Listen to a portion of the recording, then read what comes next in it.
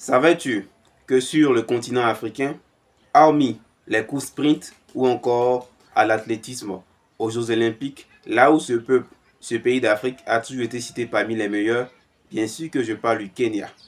Eh bien, le Kenya nous a aussi offert l'une des plumes les plus belles de notre littérature négro-africaine. Je dis bien l'une des plus belles plumes. Et cet auteur n'est autre que Ngungi wa Thiong'o.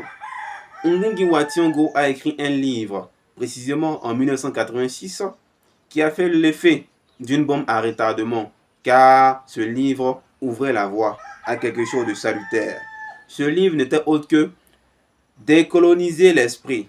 Oui, décoloniser l'esprit est le livre de la révélation, est le livre de la libération, est le livre qui a ouvert de nombreuses portes, est le livre qui a porté haut, généralement très bas, les voix de l'Afrique. C'est le livre du moment. Décoloniser l'esprit. Au passage, je suis Johnny et bienvenue sur ma chaîne Johnny Auteur.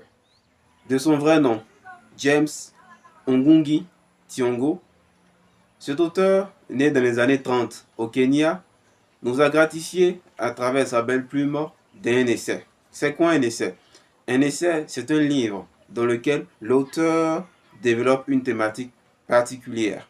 Ici, la thématique est la décolonisation, d'où le titre de son livre, Décoloniser l'esprit.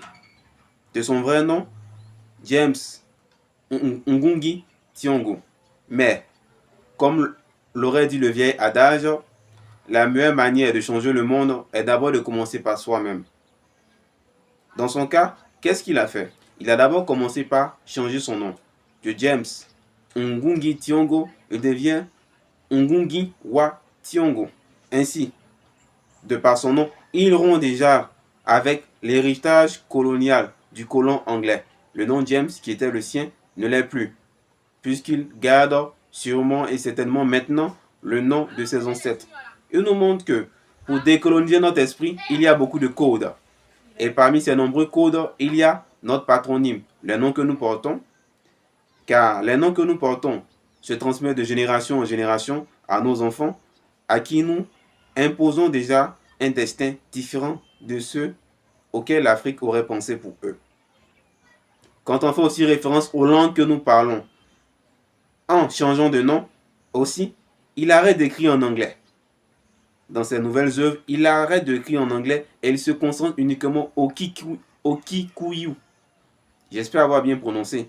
Kikuyu. En sa langue maternelle du Kenya. Et il se mettra petit à petit à faire des changements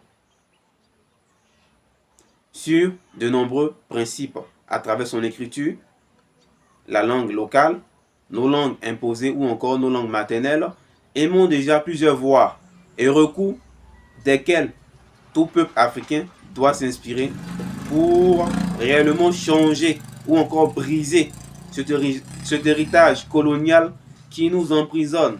Oui, qui nous emprisonne. La langue, les noms, le style vestimentaire, le style ou encore la nourriture, tellement de choses nous emprisonnent. Et cette manière de voir les choses ne nous glorifie pas en tant que peuple africain, mais au contraire nous rabaisse, nous ridiculise aux yeux du monde.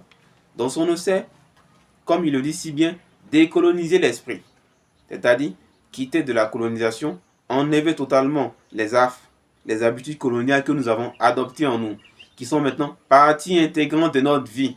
Oui, car nous vivons en tant que colonisés et cela est devenu une norme, une habitude, une deuxième survie pour nous, au point où nous sommes habitués.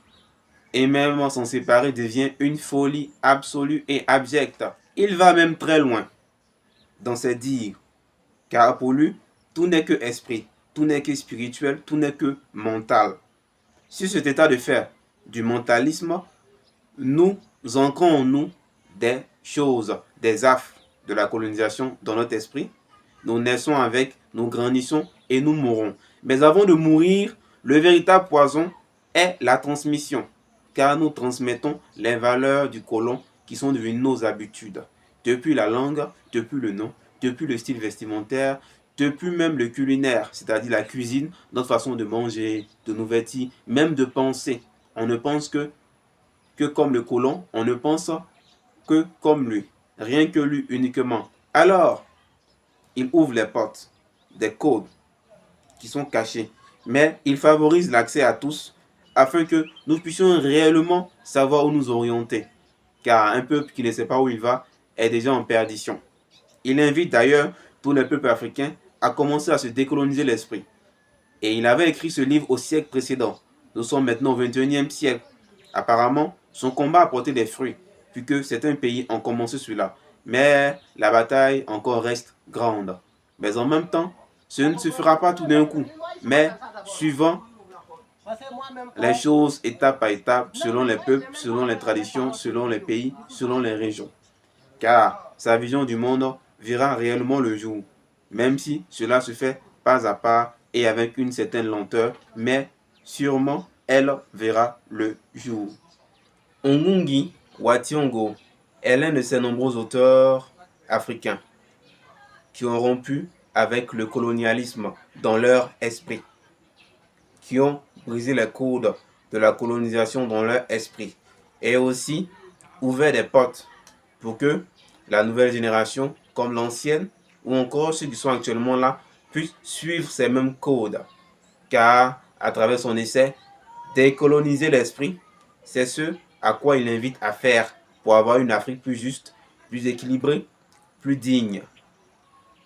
Il nous invite à réellement penser à nos origines, à qui nous étions avant la colonisation, et de comparer qui nous sommes aujourd'hui après la colonisation. Car c'est ce qui nous reste réellement. Et la colonisation nous a impacté dans tellement de sens, surtout le volet économique qui reste encore le point majeur, car nous sommes toujours sous domination avec ce que nous voyons au quotidien. Les mots seuls ne peuvent suffire. Parfois, il faut qu'ils soient accompagnés d'actes et de gestes forts pour qu'ils se réalisent. Alors, Ngugi wa Thiong'o nous invite réellement à penser en tant qu'Africains et à surtout laver notre esprit du colonialisme définitivement. Au passage, merci d'avoir suivi la vidéo. Encore, pour mieux nous soutenir, abonnez-vous, partagez, commentez, likez. Comme je l'ai toujours dit, la réflexion n'est pas figée. Et dans les commentaires, on se prend pour davantage en discuter. Merci et à bientôt.